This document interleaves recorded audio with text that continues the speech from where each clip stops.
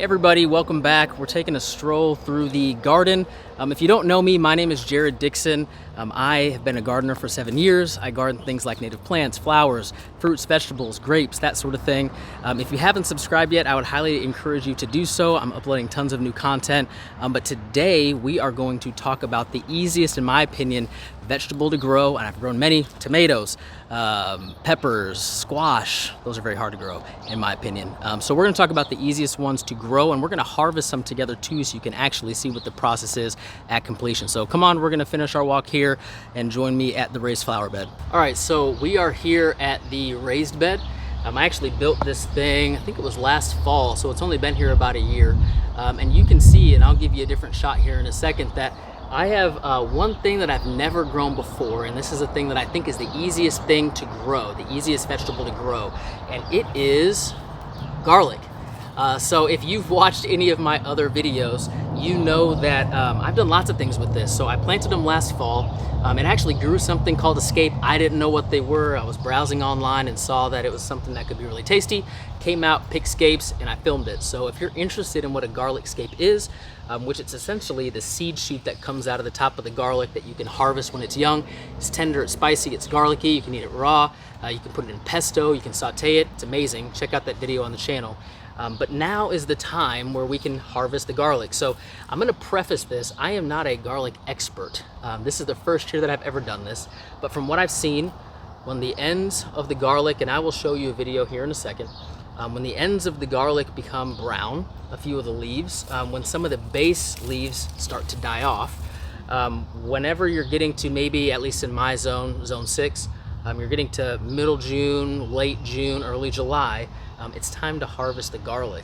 And what I'm going to do, we're going to harvest it together, and then I'm going to talk to you about my plans on what I'm going to do after the garlic is harvested, because I'm not going to eat it all. So come on with me. All right, so I'm going to talk at you, even though you can't necessarily see my face. And we're going to do this a little bit differently. So in some of that footage that you were looking at, you probably saw tennis balls in the garden.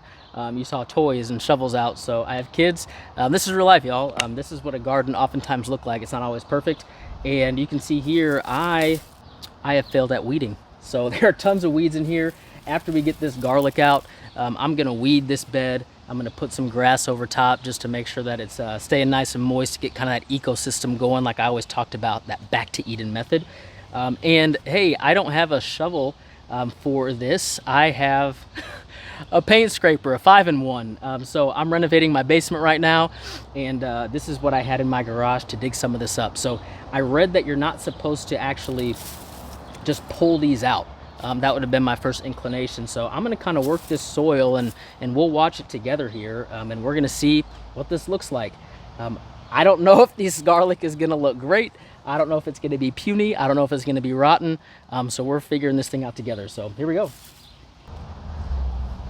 All right, so we're just going to loosen the soil up a little bit around here. Move some of the leaves that I put in there. Oh, baby. Can you guys see some of the white here? Let's see. We got some bulbs. Can you guys see that? Yeah, look at that. We got some bulbs. It's looking promising. All right, let's keep digging here. Let's kind of dig around and work this out a bit. I'm trying just to loosen up the soil around it as much as I can. Dig all the way down so that I can kind of get underneath and pull this guy out.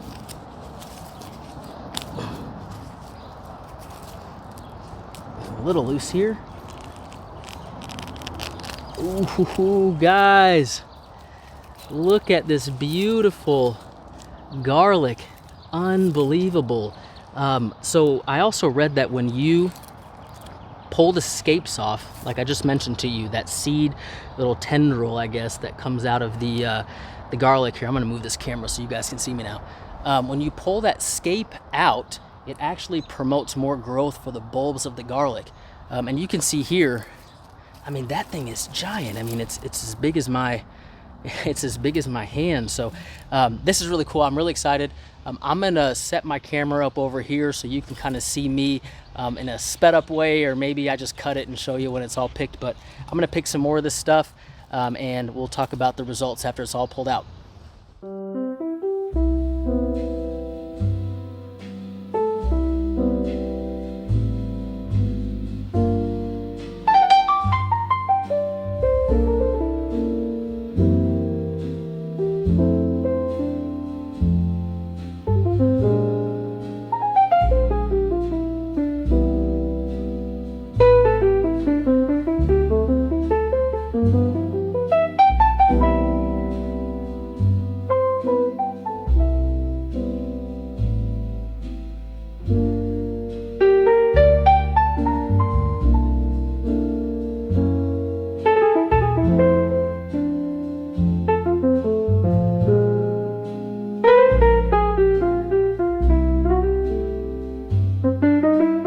All right, y'all, so I had to get the shovel because the 5-in-1 was not cutting it, and it's hot out here and I'm sweating, but we had a successful harvest, y'all. Look at this garlic.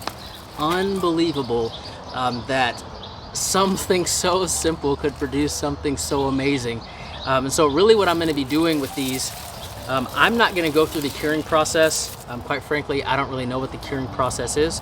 But really, you cure this these garlic when you want to keep it for a long time. And we love garlic. We cook at home all the time. So this garlic will go relatively quickly. One thing that I am going to do, however, is I want to save the biggest garlic bulbs, the best, healthiest garlic that I harvested. Might be this guy because he's a giant. And we are going to keep that to plant next year. So the planting process for this is simple. You dry these out, you cure them. I believe all you have to do is store them in a cool, dark place. And when they dry out, you're able to pull apart the cloves. And all that I did is I dug a hole, planted the cloves right side up inside of the hole. And again, we're talking a 2-inch hole. And you do this in late fall and you simply cover it. Okay, I put some long clippings over top, and you do it or winter, late fall, early winter, depending on where you're at, and you leave it. I did not water.